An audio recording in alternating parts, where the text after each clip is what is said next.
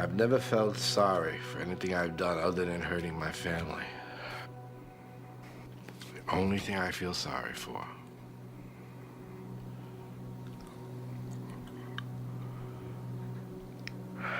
I'm not looking for forgiveness, and I'm not repenting.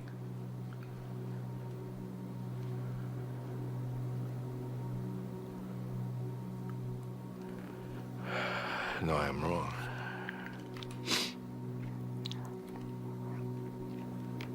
I'm wrong. I do want my family to forgive me. Oh, boy. I'm gonna make this one. Oh, shit. This would never be me. This would not be me.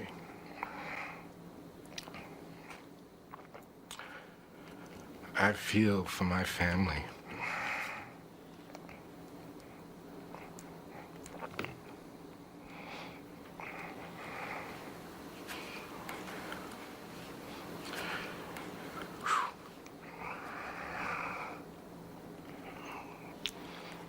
You see the Iceman cry.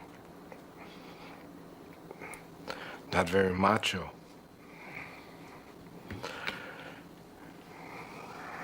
But I've hurt people that mean everything to me.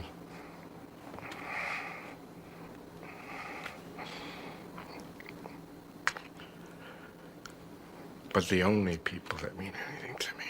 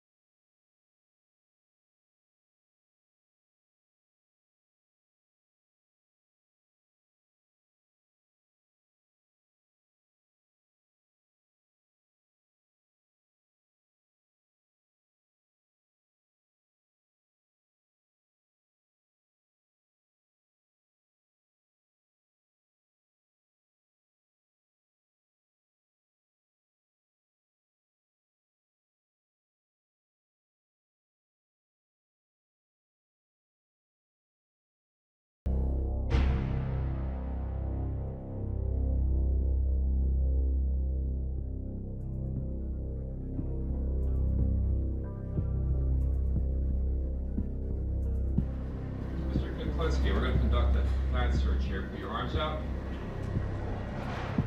In 1991, Richard Kuklinski, a contract killer known as the Iceman, was interviewed by HBO for an America Undercover special. How many people have you killed? Oh, an approximate guess.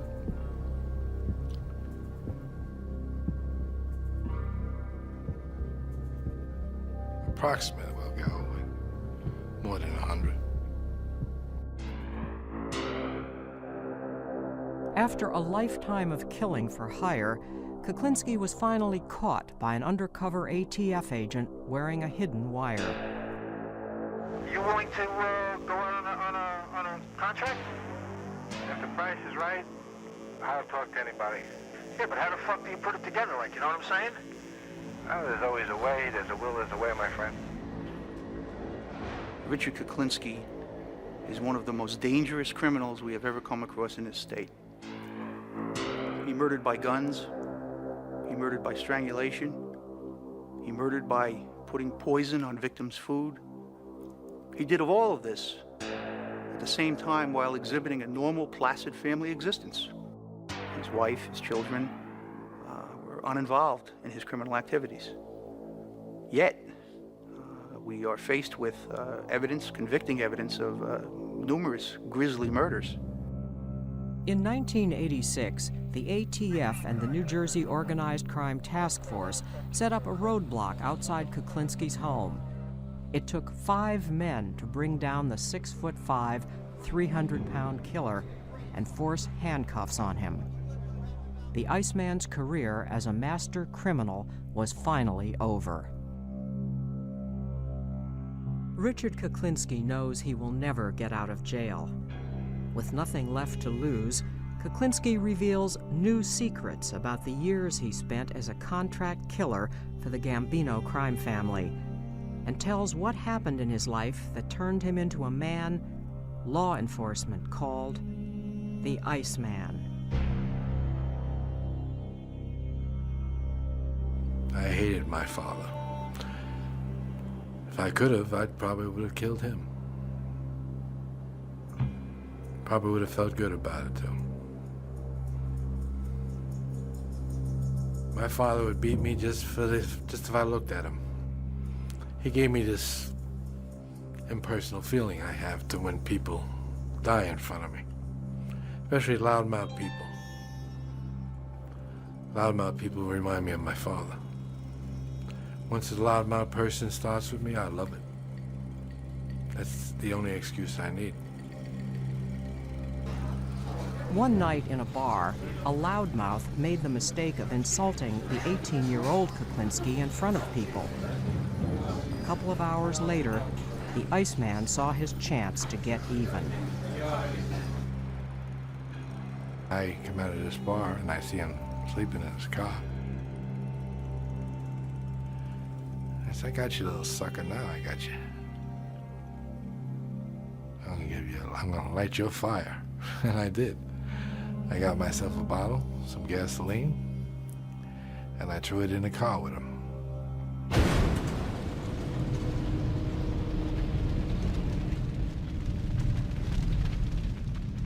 And he was screaming and yelling and burning, and the car burned. And I could smell him. I walked down the block and I could hear him as I turned the corner. He was still yelling.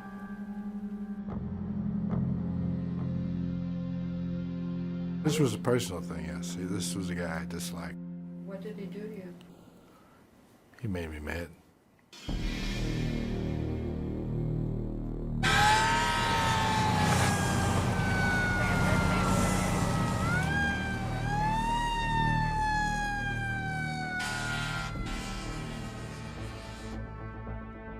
By the age of 25, Richard Kuklinski had no problem with murder.